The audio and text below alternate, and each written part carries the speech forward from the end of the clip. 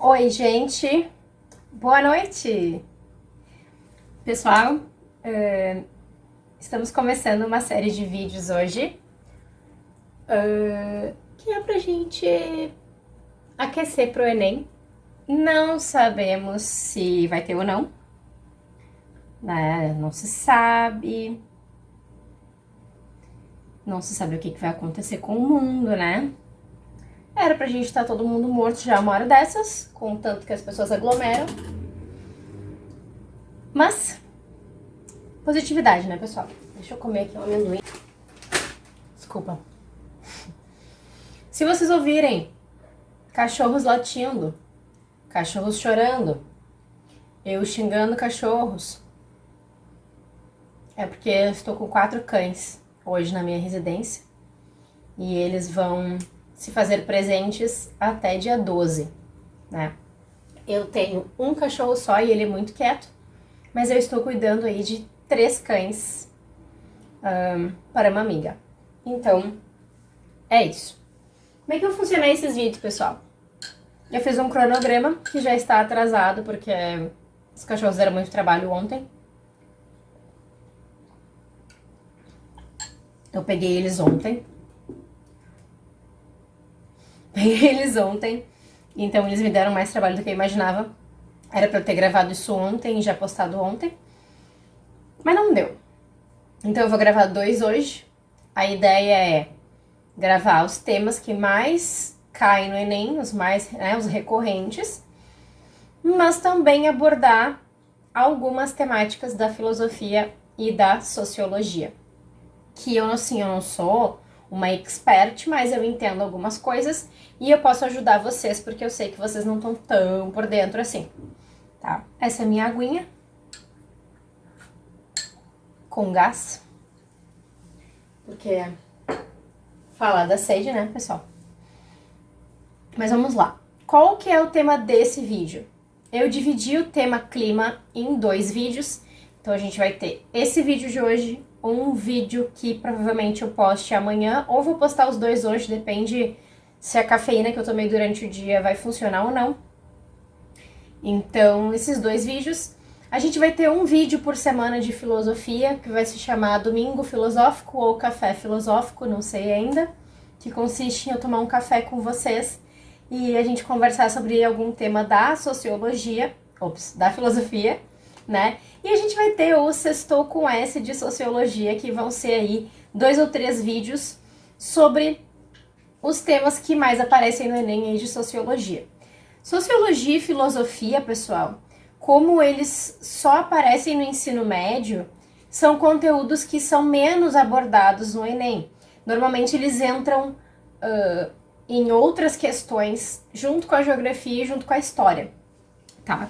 Então, por isso que eu vou fazer alguns vídeos só para vocês terem alguma noção e lembrarem de alguns filósofos e de alguns sociólogos clássicos e contemporâneos, certo? Então, o tema de hoje é clima. Eu estou com o meu notebook aqui porque eu tenho um roteiro que eu fiz. Esse roteiro eu vou disponibilizar para vocês. Esse texto eu vou... Desculpa, minha mesa tá um pouco bamba. Esse texto, gente, que eu fiz é mais um compilado de ideias, assim, para eu ir falando para vocês. Esse texto eu vou fazer um Google Drive, vou colocar o link na descrição do vídeo. E esse Google Drive, então, vai ter esses textos que eu montei para me guiarem nos vídeos, tá? Então, até porque eu sei que vocês não leem as coisas, né, queridos? Tá? Qual que é o tema de hoje? O tema de hoje é Clima 1. O que vai rolar no Clima 1? Tá? Calma. Calma que tem 24 páginas isso daqui. A ideia é que esse vídeo tenha no máximo 30 minutos. Mas como rolou essa explicação aí do que vão ser esses vídeos, talvez demore um pouco mais. Aqui nós temos uma área em branco. Por quê? Porque eu aprendi a colocar imagens. Eu aprendi a colocar imagens nos vídeos, então aqui vão aparecer as coisas que eu vou falar, tá? Então, vou tentar inserir sempre nesse lugarzinho aqui. Beleza. Sobre clima, tá, gente? O que a gente vai começar falando? Pra gente entender o clima, nós temos que entender que quem dá as ordens dos climas é a atmosfera. Se a gente não tivesse a atmosfera, nós não teríamos clima, né? Nós não teríamos, inclusive, vida. Mas o que é a atmosfera? A atmosfera é essa camada de gases que a gente tem entre a superfície terrestre e o espaço sideral. Então, aquela coisa azul que a gente vê, o céu azul que nós vemos, né? Tudo aquilo é a atmosfera. A atmosfera, ela tem o ar que a gente respira, ela tem os gases nocivos que a gente solta, né? O gás carbônico, o gás metano, que são esses gases que a gente solta na atmosfera com várias atividades humanas, tá? Tudo certo aí, pessoal? Esses gases nocivos, então, também, como a gente tem o nitrogênio, tá? A gente tem também o ozônio, que forma a camada de ozônio. São vários gases que estão presentes na nossa atmosfera, tá? Mas a atmosfera ela é dividida em camadas, tá? Quais são essas camadas? Opa, Lu. Foi. Então aqui vocês estão vendo uma imagem belíssima que a professora vai catar no Google e vai colocar aqui das camadas da atmosfera. A primeira camada, que é aquela que a gente está em contato, a gente chama então de troposfera. É a camada mais densa, tá?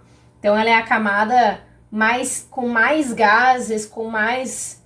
ela é a maior camada, tá? Ela é a camada mais pesada, né, do que todas as outras. Quanto maior a altitude na troposfera, mais frio é o ar, certo? E quanto maior a altitude, menor é a concentração dos gases, tá? Então, quanto mais alto a gente sobe na atmosfera, a gente tem uma menor concentração desses gases nela, tá? Depois da troposfera vem a estratosfera, tá? A estratosfera é a segunda maior camada, né, da atmosfera. Ela absorve aí a radiação, muita radiação ultravioleta é absorvida pela estratosfera, tá? 19% dos gases da atmosfera, tá, formam a estratosfera, né? E é ali na estratosfera que a gente tem a camada de ozônio, tá? Essa camada da estratosfera, ela quase não tem nuvens, né? E ela já tem aquela coloração que a gente vê nos filmes, que é aquele céu mais escuro, quase preto.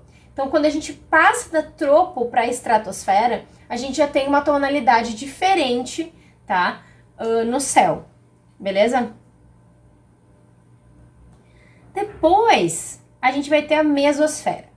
O que a gente não pode esquecer, pessoal? Que essas camadas, elas não têm cortes, não têm limites explícitos entre uma e outra. Afinal de contas, é tudo ar, né? Então, a gente vai ter, entre uma camada e outra, o que a gente chama de pausas, que são as camadas de transição entre uma camada e a outra. Então, a gente tem a tropopausa, a estratopausa, né? Então, depois de cada camada, a gente tem uma camadinha ali de transição entre uma camada e outra, certo? A próxima camada, então, depois da estratopausa, então a gente tem a estratosfera, a estratopausa, depois a gente vai ter a mesosfera, né? A mesosfera, pessoal, ela tem algumas características um pouco diferentes, tá? A mesosfera, então, os gases presentes nela são mais densos, né? A temperatura também vai diminuir conforme a altitude e tem uma menor incidência de raios violeta, porque esses gases vão proteger um pouco aí essa camada. Então, depois a gente tem a mesopausa, que não é a menopausa, é a mesopausa. Então, depois da mesosfera vem a mesopausa. Por que não está funcionando o meu mouse? Deixa eu pegar meu mouse aqui.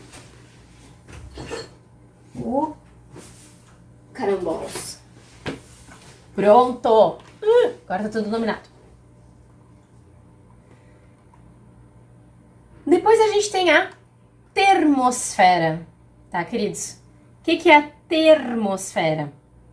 A termosfera, então, é uma camada, tá? Onde ocorre aquele fenômeno muito bonito que se chama aurora boreal e aurora austral, tá? Então, lá na mesosfera, em função dos gases presentes na termosfera e em função da presença magnética, tá, nessa camada, a gente vai ter aquele efeito de aurora boreal. Ai, Sora, explica como é que funciona a aurora boreal.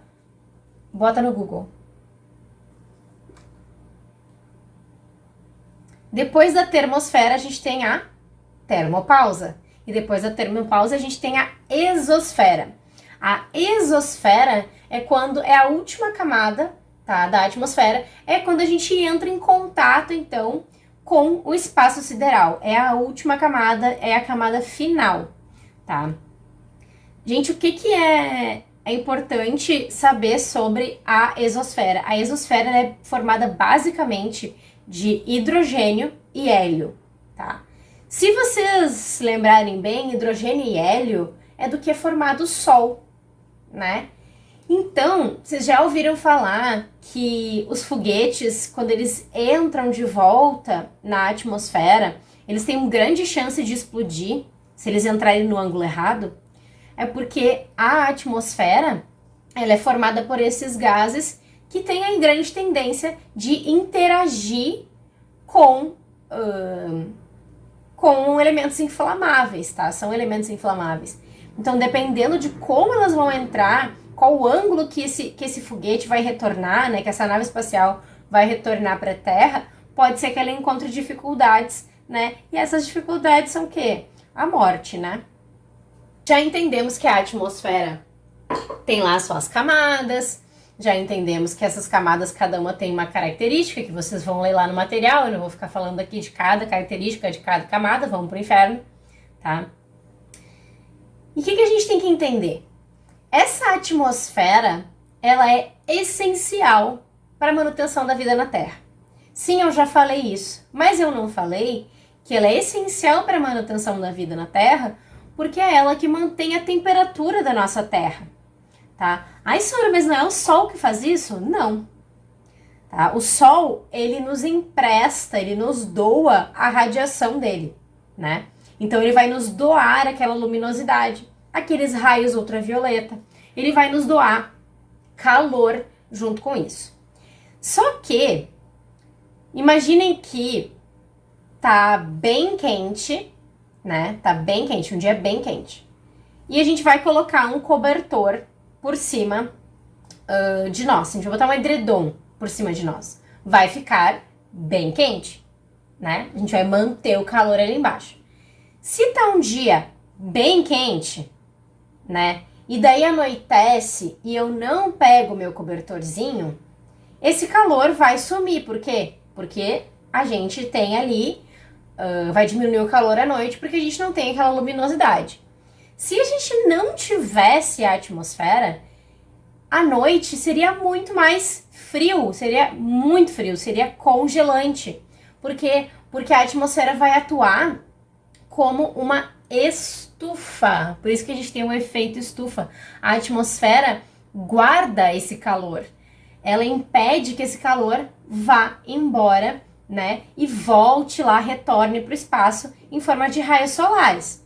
Então, além dela nos proteger do excesso de raios solares, ela também faz com que os raios que cheguem aqui, fiquem aqui um pouco mais de tempo, né? Para a gente poder utilizar esse calor por mais tempo. Por exemplo, a Lua não tem nenhuma atmosfera. Então, a Lua, quando ela está voltada, do lado dela que está voltado para o Sol, é muito quente. E o lado que está voltado, tá de costas para o Sol, é bem frio. Isso acontece também com o planeta Mercúrio.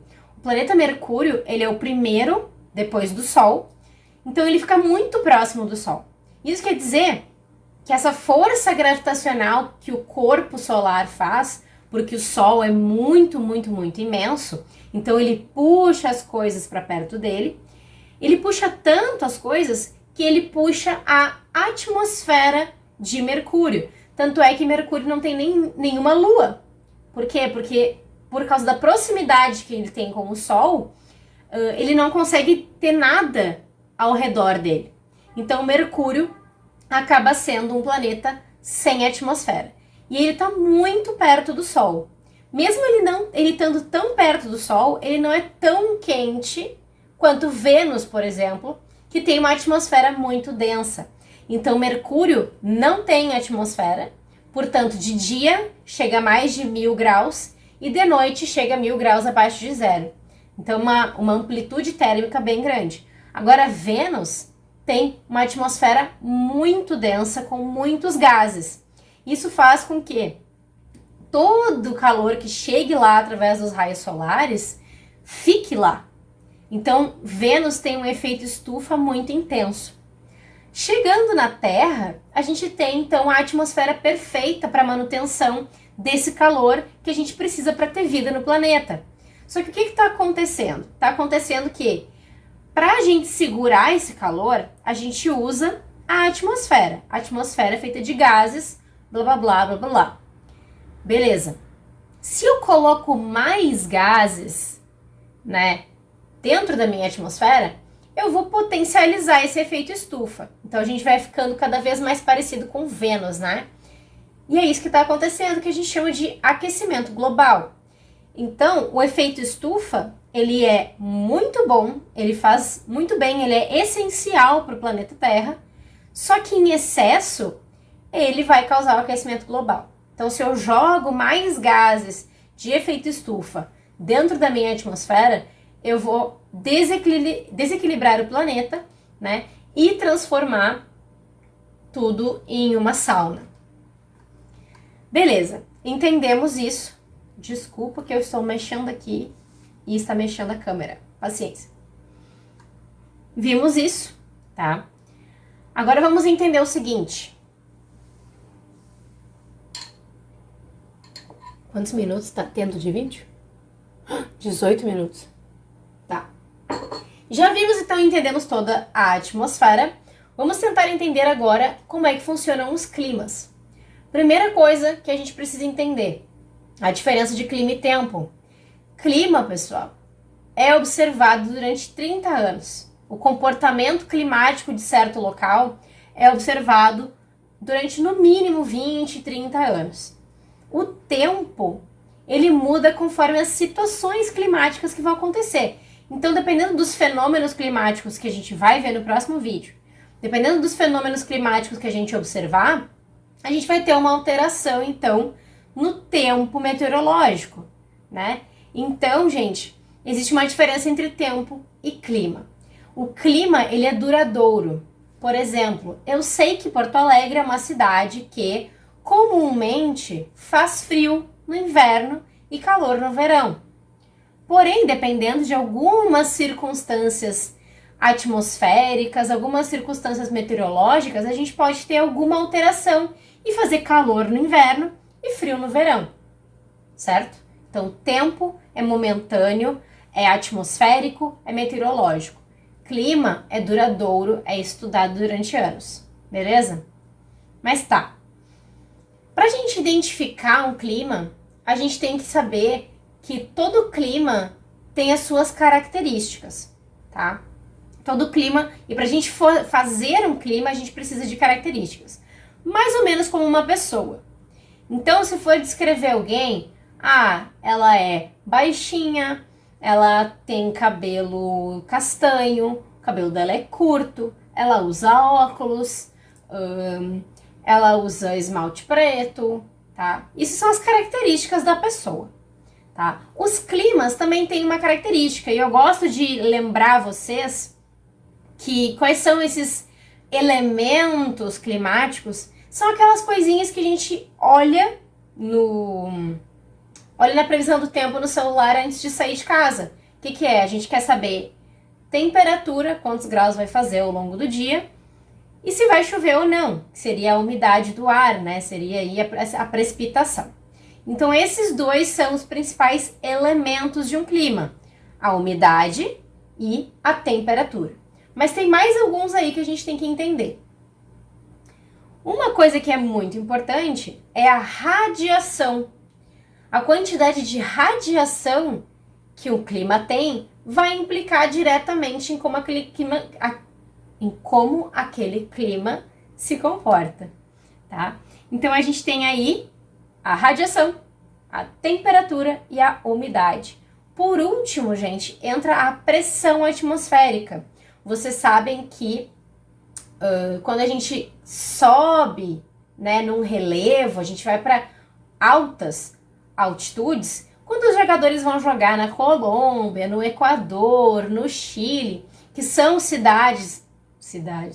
são lugares mais altos que o Brasil, eles têm dificuldade de respiração, de inspirar aquele ar. Por quê? Porque o ar das altas altitudes, ele é diferente. Ele sofre uma pressão maior, né? Ele sofrendo essa pressão maior, a gente vai ter aí variações de temperatura.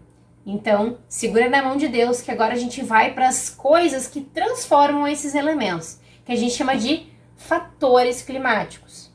Então, nós vimos os elementos climáticos e eu fiz um paralelo aí com cor de cabelo, acessórios que a pessoa usa. Então, digamos que o elemento seria cabelo curto ou cabelo longo, tá? Senão não vai dar certo a minha analogia. O elemento seria cabelo longo, né? E o fator climático seria a tesoura. Então, a presença ou não de uma tesoura na casa vai fazer com que o cabelo da pessoa fique mais longo ou mais curto, certo? Então, cabelo longo é um elemento do clima. Tesoura é um fator que vai mudar esse elemento, certo? Então, quais são os fatores que vão mexer com esses elementos, tá, gente? Primeiro e mais importante deles, tá, é a altitude. Então, a altitude é bem o que já está dizendo, né? É uma coisa alta. Então, quanto mais alto nós subimos uma montanha, um relevo, mais frio vai ser, né? Vai diminuir a temperatura. Depois disso, gente, a gente tem a latitude. E esses dois são bastante importantes porque não tem como mudar. Eu não tenho como pegar uma cidade, tirar ela de um lugar do mapa e jogar em outro lugar, certo? Então, a altitude, que é a altura desse local, e a latitude, que é onde ele se encontra dentro ali dos paralelos, aquelas linhas imaginárias que a gente tem na Terra, né? A latitude também vai determinar as temperaturas desse clima, certo? Então, altitude, latitude. Depois disso, gente, a gente tem dois fatores que andam ali meio juntos, tá? Que a gente chama de continentalidade e maritimidade. O que é isso? Vocês já perceberam que quando a gente vai para a orla do Guaíba, tá sempre um pouquinho mais frio? É isso é maritimidade. Os corpos de água, sejam eles oceanos, lagos, lagoas, até açudes pequenos, eles fazem com que a temperatura se mantenha mais ou menos sempre a mesma. Não tem grandes alterações de temperatura. Então, por isso que a gente procura tanto as praias, né, durante o verão. Por quê? Porque além da gente ter a água para se banhar, a gente ainda tem uma temperatura um pouco mais amena, a gente tem um local com bastante vento, ventos constantes, tá? Então, isso daí é a maritimidade. A continentalidade é o total oposto disso, né? É quanto mais longe eu estou de massas de água, quanto mais para dentro do continente eu estou, eu vou ter aí, então, uma amplitude térmica maior, certo? Outro fator climático que é bastante importante são as massas de ar. O que são as massas de ar? As massas de ar são grandes corredores de vento que a gente tem lá em cima na atmosfera, tá? E esses grandes corredores de vento, eles vão carregar as características de onde eles se formaram. Então, se uma massa de ar se forma em cima de um oceano, ela vai ser uma massa úmida. Se essa massa de ar se forma em cima de um deserto, ela vai ser uma massa de ar seca, tá? A única massa de ar continental muito úmida que existe no mundo é a massa que se forma ali em cima da Amazônia. A massa... vai aparecer aqui. Ela é equatorial alguma coisa, tá? Eu não sei o nome dela direito. Então, o que você tem que saber? Tem que saber que essas massas de ar, por elas carregarem, né, por serem grandes rios de ar que correm na atmosfera, elas vão carregar essa característica de um lugar para o outro. Então, essa massa de ar úmida que se forma na Amazônia, por exemplo, ela viaja até o sudeste, então ali a região de São Paulo, Rio de Janeiro, e ela viaja também para dentro do Nordeste, levando umidade para o Nordeste, que a gente sabe que é muito seco. Só que essa massa de ar amazônica, ela só se forma se tiver floresta amazônica. Então tem lugares do Brasil que antes não tinham secas, mas que hoje tem em função do desmatamento na Amazônia. Certo? Bem triste. Outro elemento, outro fator climático muito importante são as correntes marítimas. As correntes marítimas, pessoal, elas fazem a mesma coisa que as massas de ar. Elas carregam uma temperatura diferenciada por onde elas passam. As massas de ar, as correntes marítimas, elas, dependendo da temperatura delas, a gente pode ter correntes quentes ou correntes frias, elas vão carregar, então, essas características por onde elas passam. Correntes marítimas aparecem no filme Procurando Nemo. O pai do Nemo... é o pai do Nemo? É o Nemo ou é o pai do Nemo? Enfim, um dos dois tá viajando em uma corrente marítima junto com as tartarugas, tá? Corrente australiana, Pacífico, enfim, vai aparecer aqui, tá? Outra coisa que é muito importante, que é um fator climático, é o relevo. O relevo, gente, ele pode causar abafamento, porque ele vai fazer grandes bloqueios, né, grandes barreiras de vento e de umidade, né? E ele vai, dependendo se for uma depressão, por exemplo, se for um relevo mais rebaixado, também vai impedir que esses ventos circulem. Então o relevo vai atuar muito fortemente, né, sobre os elementos climáticos. Depois disso, a gente vai ter dois fatores climáticos que nós somos extremamente responsáveis por eles, nós, humanidade, tá? Que são vegetação e urbanização. A vegetação e a urbanização são fatores climáticos porque elas são dois fatores que vão mudar a temperatura dos locais, a circulação de ar, tá? Como é que eles modificam isso? Pensem assim, ó. As florestas, tá? Elas têm um tom verde escuro, certo? As cidades, elas têm um tom cinza claro. O que acontece com a gente quando a gente sai num dia muito quente, de muito sol, com uma camiseta preta?